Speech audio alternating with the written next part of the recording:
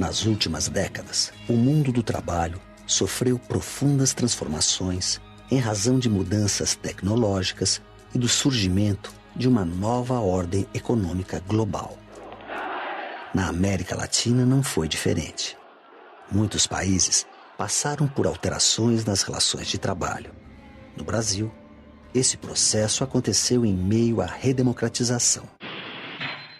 A partir de meados de 1980, o país passou a ser palco de manifestações e protestos, como as greves do ABC Paulista e os comícios no estádio de Vila Euclides, em São Bernardo do Campo, em São Paulo.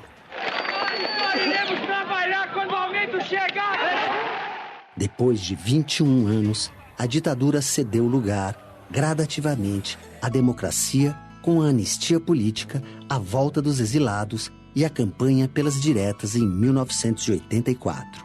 A eleição de Tancredo Neves, em janeiro de 1985, marcou o fim da ditadura. Foi a última eleição presidencial brasileira ocorrida de forma indireta. Tancredo Neves foi eleito por um colégio eleitoral, mas morreu antes de assumir. Lamento informar que o excelentíssimo senhor presidente da República, Tancredo de Almeida Neves, faleceu esta noite, no Instituto do Coração, às 10h23.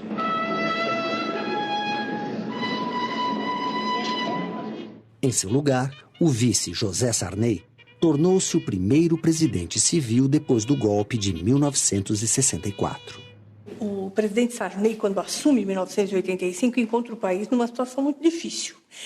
Praticamente, digamos assim, quase ingovernável. E não ingovernável do ponto de vista político, mas ingovernável quase do ponto de vista econômico. Uma situação principalmente de greves, uma situação de insatisfação de trabalhador e uma hiperinflação danada que deveria ser contida. Conciliar a reformulação política e o equilíbrio da economia mundial no momento de crise internacional foi o primeiro desafio enfrentado pelo governo Sarney. Um dos principais problemas foi a inflação.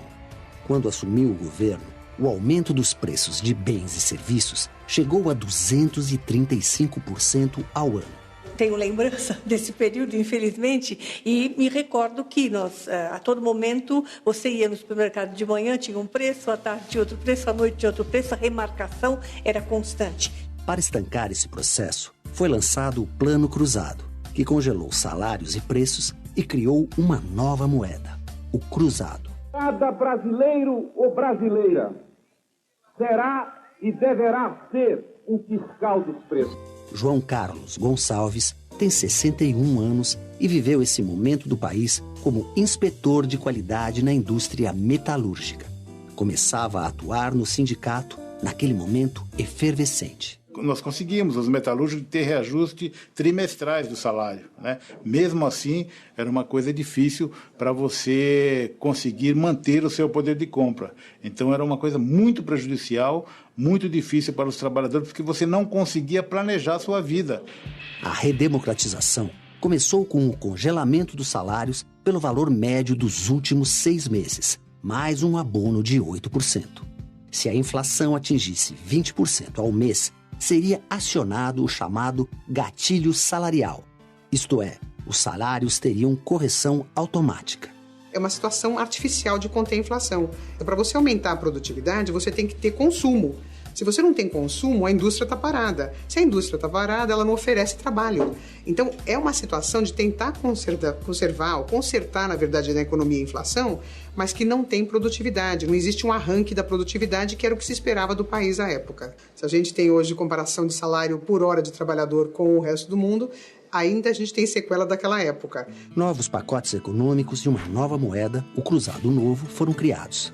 Mas nem essa medida amenizou a crise por muito tempo. Ao lado disso, desde o início da abertura política, crescia o anseio por uma Constituição atualizada, que garantisse os direitos fundamentais dos cidadãos abalados com a ditadura militar. Em 5 de outubro de 1988, foi promulgada a nova Constituição do Brasil. Declaro promulgada o documento da liberdade, da dignidade, da democracia, da justiça social do Brasil. ela garantiu alguns bons direitos para os empregados. Então, se a gente pensar hoje em seguro-desemprego, se pensar em licença paternidade, se pensar na própria licença maternidade que consta na Constituição Federal e foi até ampliada mais recentemente, se a gente pensar no próprio direito de greve, então foram direitos que foram conquistados, sim, foram colocados na Constituição Federal para serem cumpridos. Wagner Pereira começou a trabalhar como contínuo de um banco nos anos 70.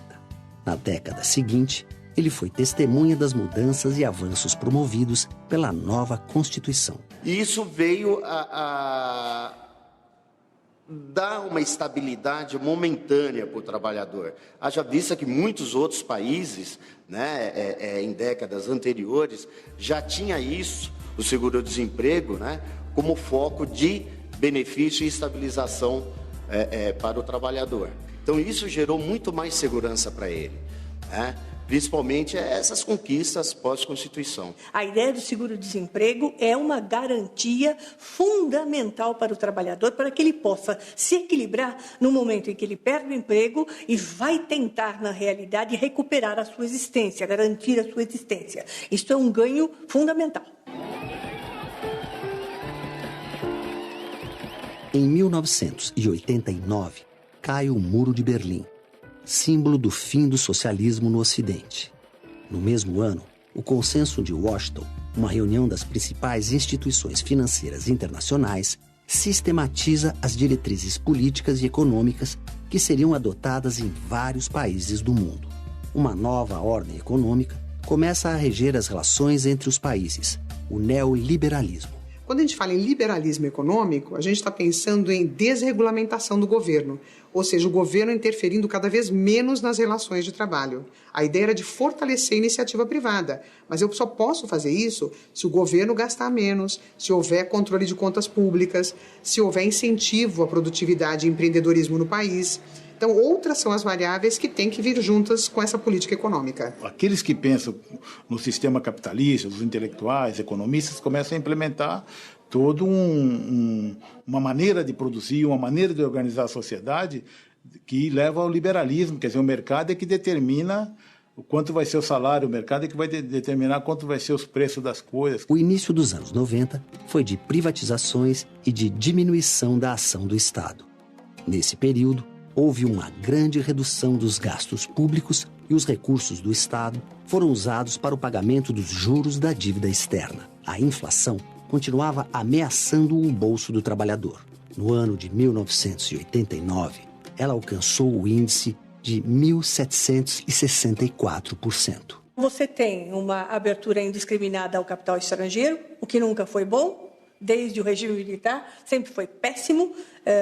Nós tivemos um ministro que gostava de dizer que vamos primeiro aumentar o bolo e depois vai chegar a hora que nós vamos dividir. Estamos esperando até agora porque as migalhas não chegaram para nós. Então, estas medidas, que são medidas de caráter neoliberal, elas aviltam profundamente a vida do país, ou seja, aprofundam a dependência das nações que têm um menor desenvolvimento econômico. Os governos seguintes lidaram com a instabilidade econômica como quem trata de um enfermo. Novos choques econômicos, como o Plano Collor, surtiram efeitos passageiros sobre a economia nacional. Mudanças estruturais, como as privatizações e a maior abertura para o capital estrangeiro, iniciaram no governo Collor e foram ampliadas no governo Fernando Henrique Cardoso. Quando você abre para o capital externo indiscriminadamente e quando você privatiza de uma forma generalizada, no fundo, o trabalhador ele perde a sua capacidade de negociação.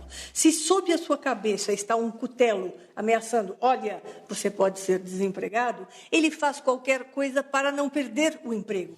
Para competir no novo cenário, as empresas tiveram que se adaptar e adotaram estratégias que incluíram a modernização tecnológica, a reestruturação dos processos de produção e a terceirização.